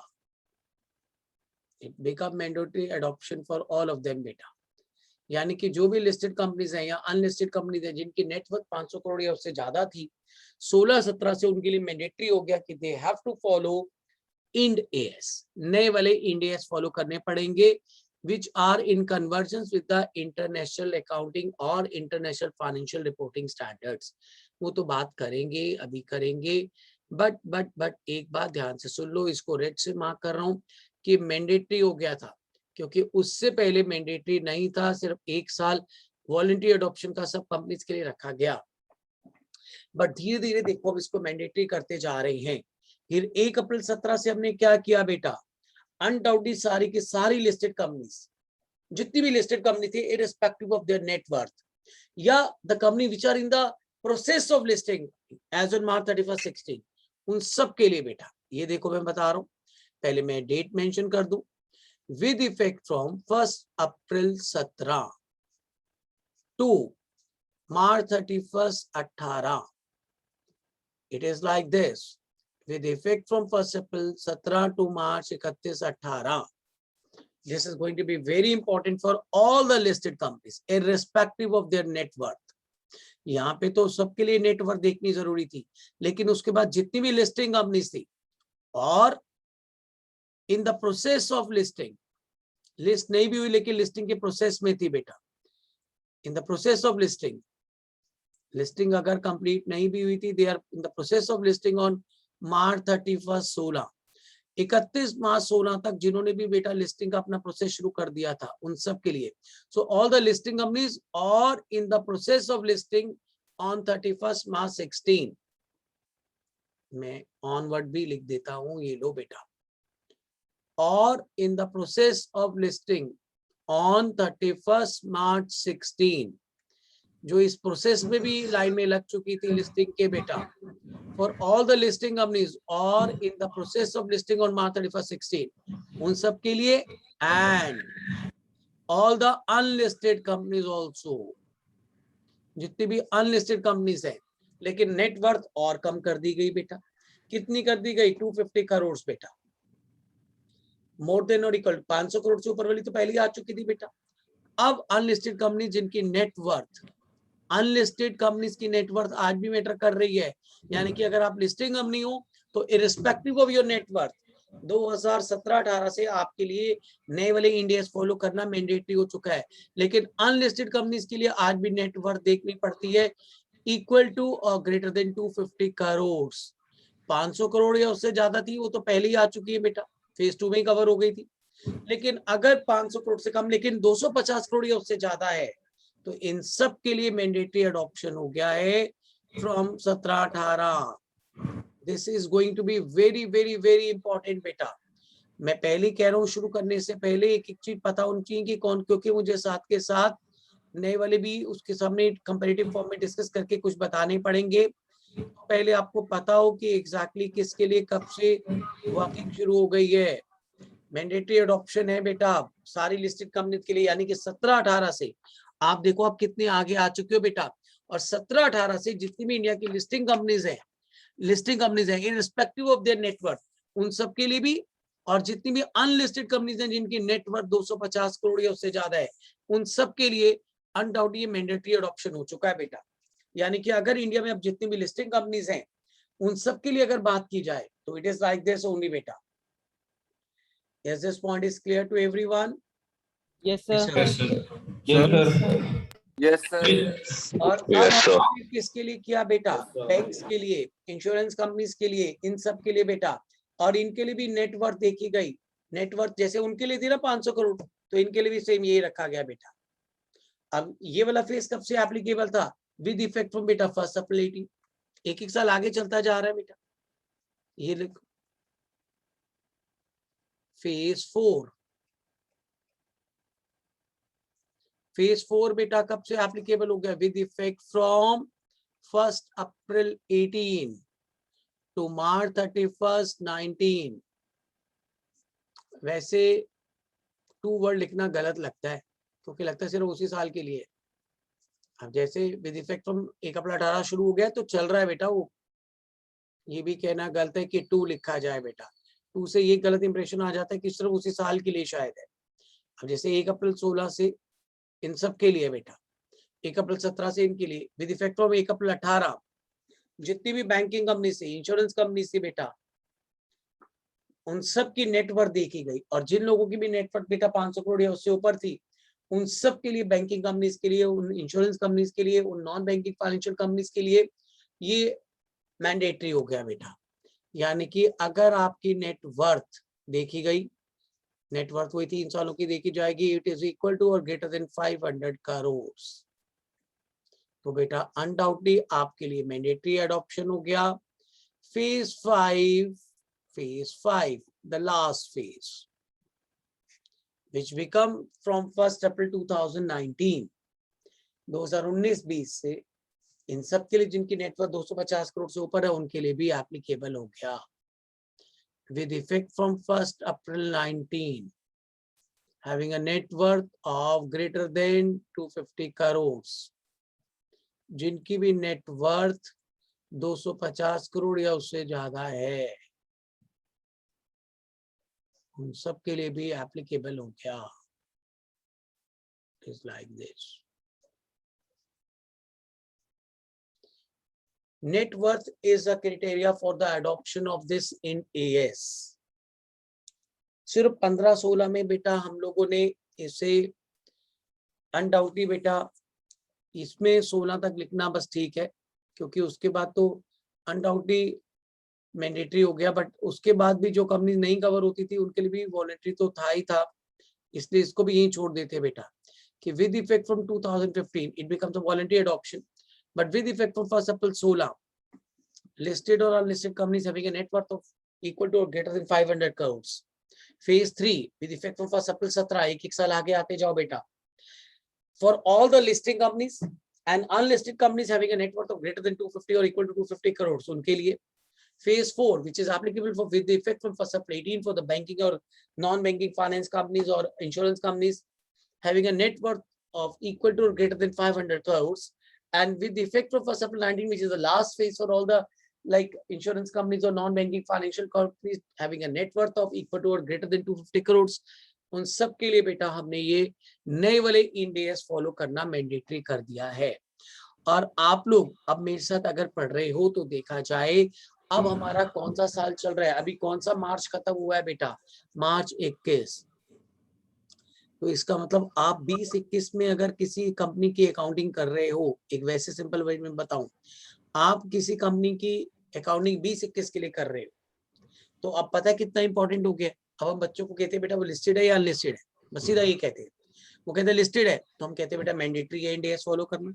वो कहते हैं सर अगर अनलिस्टेड है तो हम कहते हैं उसकी नेटवर्थ बताओ, अगर उसकी नेटवर्थ 250 करोड़ या उससे ज्यादा है तो मैंडेटरी है, अगर कम है अनलिस्टेड कंपनी की नेटवर्थ 250 करोड़ से कम तो इंड AS फॉलो करना मैंडेटरी नहीं है, वॉलंटरी है। चाहे तो फॉलो कर लें चाहे तो नहीं करें। और अगर ये नहीं फॉलो करते, अगर उनके लिए वॉलंटरी है तो कौन से फॉलो करने पड़ेंगे उनको बेटा, पुराने वाले AS। समझ में आ रही है ये बात? Yes sir. Yes, sir. आपके फाइनेंशियल ईयर की अकाउंटिंग तो अगर हम किसी बैंकिंग या इंश्योरेंस कंपनीज के लिए भी करते हैं तो सीधा कहना चाहिए कि अगर उनकी नेटवर्थ अब 250 करोड़ या उससे ऊपर है तो उनके लिए बेटा इंड AS फॉलो करना मैंडेटरी है। अगर 250 करोड़ से कम है तो सीधा सीधा, क्योंकि अब ये आप सारे फेसेस क्रॉस कर चुके हो बेटा।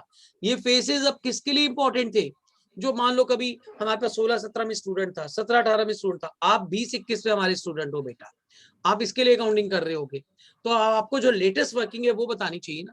लेटेस्ट वर्किंग सीधा कहना sir banking company, insurance company और नॉन बैंकिंग फाइनेंस कंपनीज के लिए अगर इनकी नेटवर्थ करोड़ 250 करोड़ या उससे ज्यादा है तो मैंडेटरी है, नहीं तो वॉलंटरी है। और बाकी कंपनीज में अगर वो लिस्टेड है तो मैंडेटरी, अनलिस्टेड कंपनीज की नेटवर्थ 250 करोड़ या उससे ज्यादा है तो उनके लिए मैंडेटरी है, और जिनके लिए मैंडेटरी नहीं है वॉलंटरी तो उनके लिए है ही है। Is this point is clear to every one of you? Yes, sir. Yes, sir. Yes, sir. क्योंकि हमें साथ के साथ बीच में बेटा अनडाउटली ये भी फॉलो करने पड़ेंगे। तो अनडाउटली ये पता होना चाहिए कि किसके लिए मैंडेटरी हो गया है, we should be clear with that working. तो इन सब के लिए भी मैंडेटरी फॉलो करना बेटा अनडाउटली बहुत इंपॉर्टेंट है। It is mandatory and undoubtedly बेटा जिनके लिए भी मैंडेटरी है हमें क्लियर होना चाहिए कि वर्किंग क्या है बेटा, इसके लिए भी बेटा मैंडेटरी है। माधव क्या हो गया आपसे? सर मेरे को फेज 3 में एक चीज पूछनी है। क्या? सर ये 31/3/16 क्यों रखा गया है यहाँ पे, जबकि ये तो विद इफेक्ट फ्रॉम 1/4/17 है। तो 31 मार्च 16 भी जो प्रोसेस में आ चुकी थी, लिस्टिंग की फॉर्मेलिटीज पूरी कर चुकी थी, चाहे लिस्ट नहीं भी हुई थी, ये लिखा गया है। हाँ सर, तो एक साल पहले 31/3/17 नहीं होना चाहिए, मैं ये कह रहा हूँ। नहीं, बिल्कुल भी नहीं। 31 मार्च 16 को भी जो प्रोसेस में आ चुकी थी 1 अप्रैल 17 से उनके लिए भी एप्लीकेबल है फीस। अच्छा ठीक है सर। यहाँ तक पहले सबको क्लियर हो गई working? Yes, sir. Clear to every one of you? Yes, sir. Yes, sir.